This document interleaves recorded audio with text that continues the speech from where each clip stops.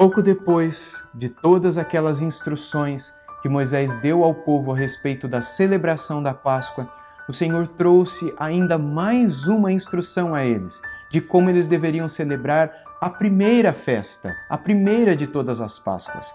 Porque a primeira Páscoa em si foi aquela quando eles estavam fechados dentro de casa. Quando eles haviam matado um cordeiro e o sangue havia sido aspergido sobre a entrada de suas casas, eles estavam comendo a carne desse cordeiro dentro de casa. Mas o tempo passou e eles já estavam começando a assar o pão que seria comido na manhã seguinte. E o anjo da morte passou sobre o Egito.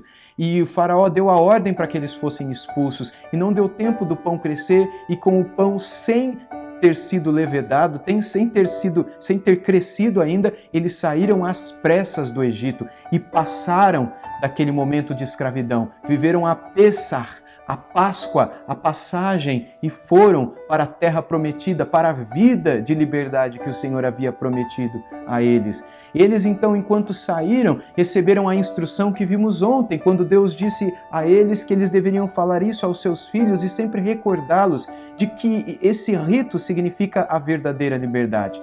Mas pouco depois, quando eles estavam peregrinando, o Senhor quis dar a eles as instruções de como deveria ser a primeira celebração, a primeira de todas as Páscoas. E eu gostaria de ler com vocês em Êxodo capítulo 12, dos versos 43 até 51, que dizem assim: O Senhor disse a Moisés e a Arão: Esta é a ordenança da Páscoa, nenhum estrangeiro comerá dela.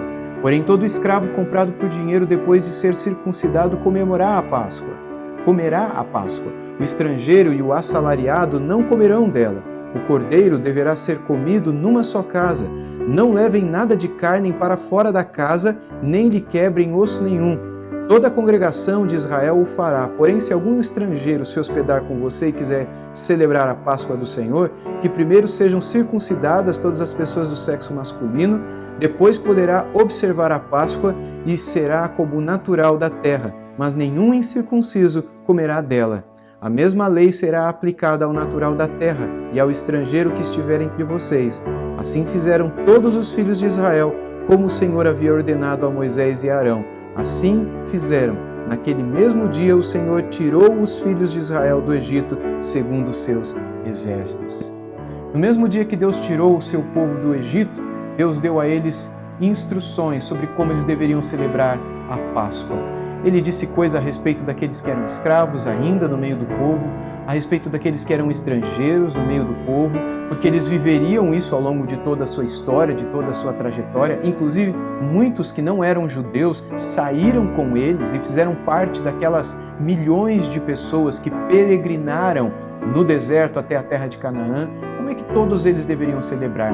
Mas a ordem de Deus era: todos eles, toda a nação de Israel, todos no meio do povo, essas milhões de pessoas deverão parar anualmente e celebrar a Páscoa do Senhor. Deverão comer a carne de um cordeiro, deverão comer desse pão amassado sem fermento, para lembrar que vocês saíram do Egito às pressas. Futuramente isso seria também lembrado como o corpo sem pecado, o corpo que permanece sem ser inflado pelo levedo, pela levedura, pelo fermento do pecado, e simbolizaria também o fato do cordeiro que seria derramado seria sacrificado por causa dos nossos pecados. As ervas amargas que eles deveriam comer também simbolizariam a amargura que eles viveram antes de conhecerem a libertação. Entenda que o povo que foi eleito por Deus em Gênesis, quando lá no capítulo 12 Deus escolhe Abraão para ser o pai desta nação, esse povo em Êxodo se torna um povo escravo. O povo eleito se vê escravo no Egito. Assim como você e eu, que apesar de sermos escolhidos de Deus, nascemos escravos de nossos pecados. E então, quando conhecemos o verdadeiro e último Cordeiro, o Cordeiro de Deus, nós somos chamados à verdadeira libertação, como o povo de Israel também foi chamado à libertação. E é por isso que nós também podemos e devemos celebrar a Páscoa hoje, porque nós também experimentamos a passagem, nós também fomos libertos de uma escravidão.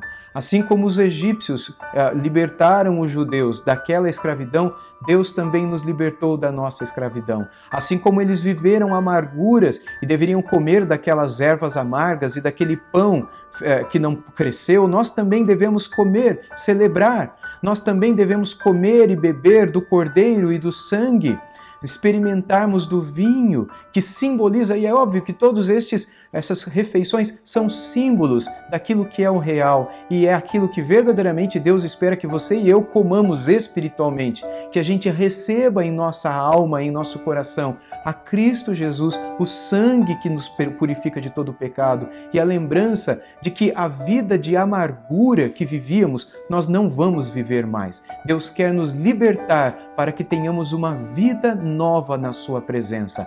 A Páscoa é a lembrança anual de que a tua vida não precisa ser a mesma, a tua vida pode ser diferente, você não precisa continuar vivendo a vida que você sempre viveu, você não precisa continuar mais escravo de tudo aquilo que te prendeu até hoje. Deus tem uma vida nova para te dar, Deus tem liberdade para te dar, e isso por meio do Cordeiro de Deus. Quando o sangue dele estiver sendo derramado sobre a tua vida e você clamando pelo perdão de Deus sobre os teus pecados, ele te dará a libertação e esta vida nova com o seu Filho.